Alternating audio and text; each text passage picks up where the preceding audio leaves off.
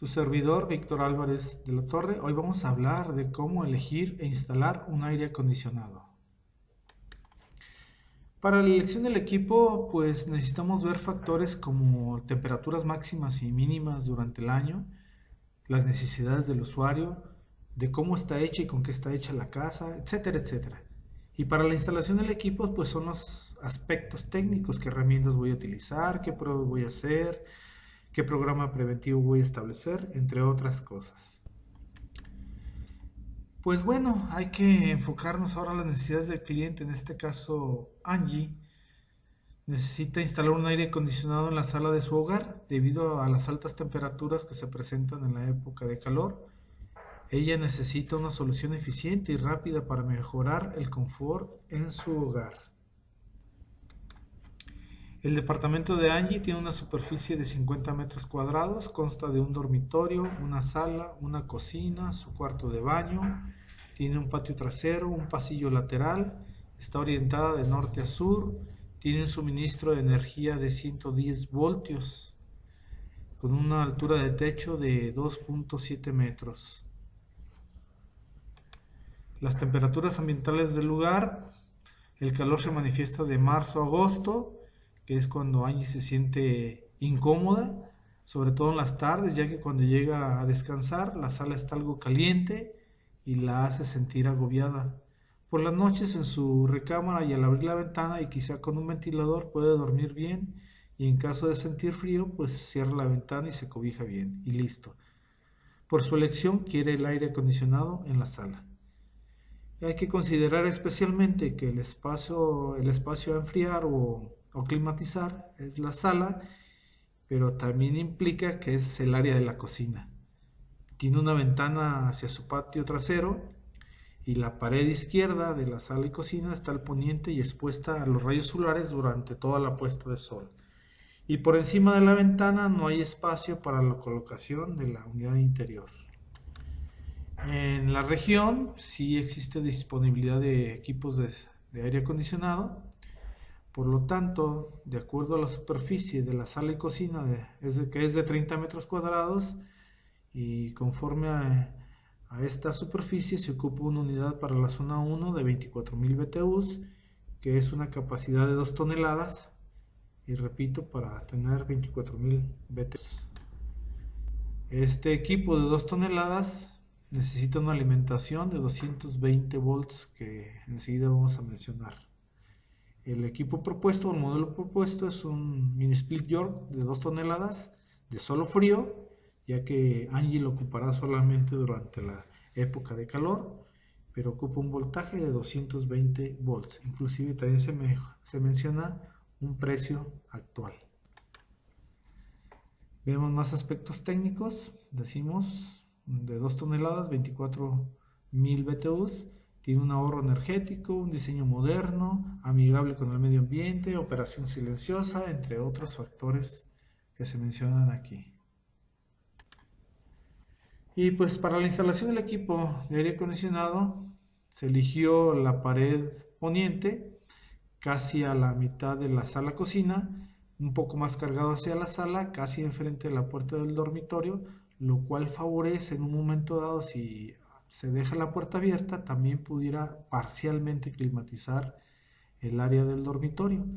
En la unidad exterior se coloca en la pared a una altura de 1.8 metros a petición del usuario, ya que por ser angosto el pasillo se requiere que esté a esa altura para no generar un obstáculo en el pasillo y siga teniendo servicios al patio trasero.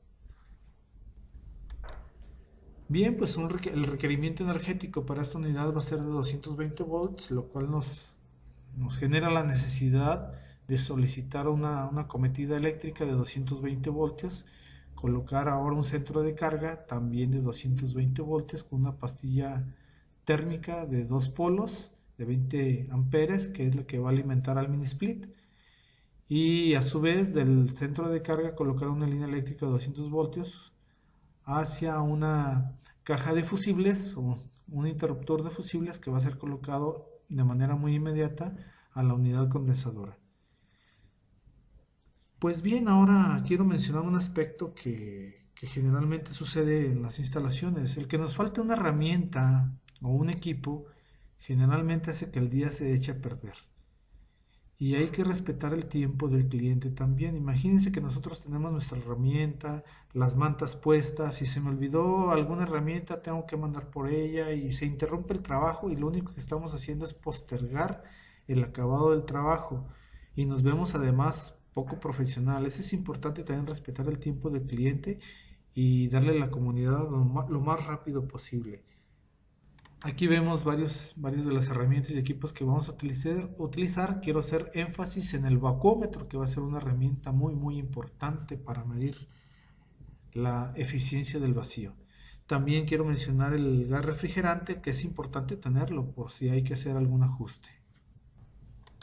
Cualquier cosa es necesario tenerla, desde los taquetes, cinchos, cinta aislante, cinta momia, el cúter, todo es necesario. Algo muy importante, dado pues de que el condensador va a ser ubicado a una determinada altura, hay que colocar el soporte de pared que va a sostener al condensador. Bien, pues llegó el momento de desempacar los equipos, comenzando con el evaporador.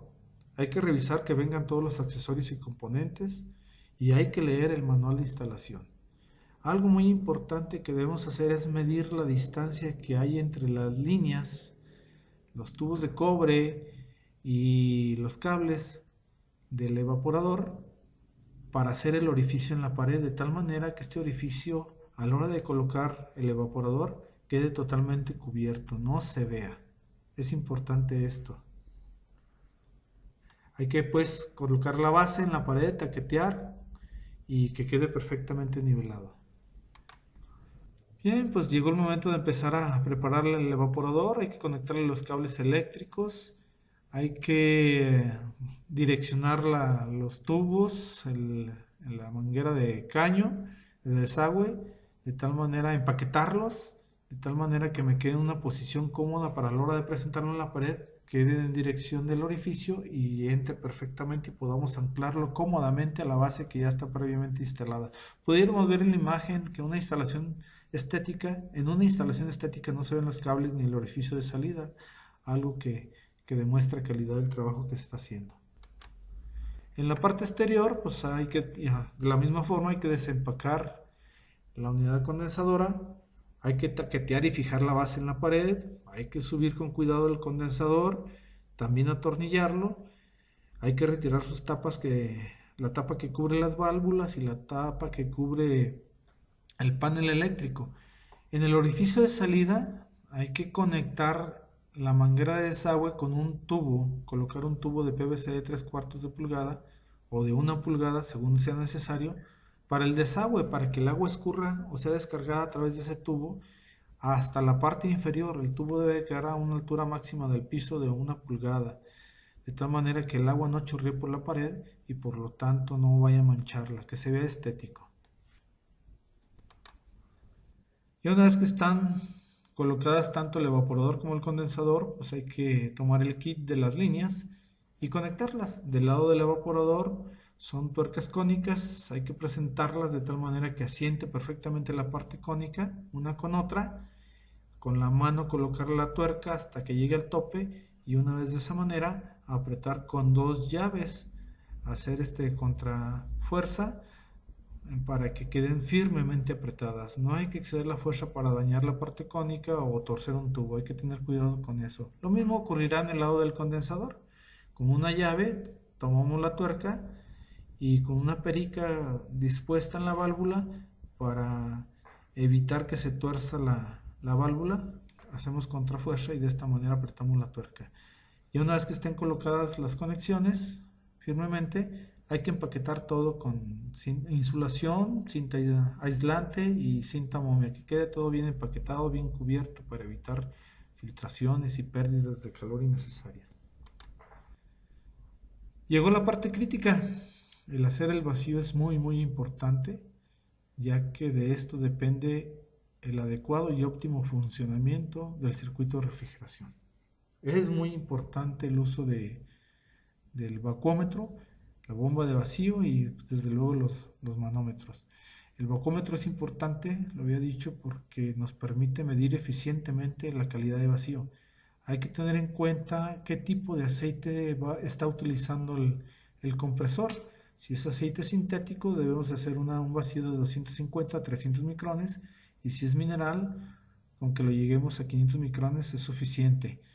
Ya una vez que logremos esta calidad de vacío, hay que dejar reposar el sistema, apagando la bomba de vacío, y si vemos que los micrones no suben demasiado o se mantienen en estas medidas, pues es señal de que nuestro vacío está hecho correctamente. Si empieza a subir más allá de 1000, significa que tenemos entrada de aire o bastante humedad aún en el sistema. Hay que hacer una inspección de conexiones correctas y volver a hacer el vacío.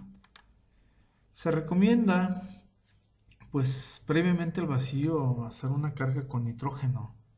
Recordemos siempre que el condensador, siempre sus válvulas están cerradas. Estas no se han abierto todavía. Entonces hacer una carga para presurizar las líneas de conducción y el evaporador, y mantenerlo así por un espacio de aproximadamente una hora. Si la presión se mantiene, es señal de que nuestras conexiones están correctas, no tenemos fugas. Y una vez que verifiquemos esto, hacemos el vacío como se describió previamente. En este caso es conveniente mencionar que el nitrógeno, es mejor utilizar nitrógeno que CO2, porque el CO2 es un gas cuyas presiones se ven afectadas con los cambios de temperatura, a diferencia del nitrógeno, que es más estable. Y además el CO2, si hubiera humedad en el sistema, el CO2 reacciona produciendo ácido carbónico, y el ácido carbónico reacciona a su vez degrada el aceite lubricante, y también puede reaccionar con los materiales de construcción de los equipos, en este caso cobre. Es importante tener en cuenta esto. Ya una vez que está todo listo, procedemos a conectar los cables, tanto los que vienen del evaporador como los del condensador, a la caja de fusibles. Hay que seguir siempre las indicaciones del fabricante.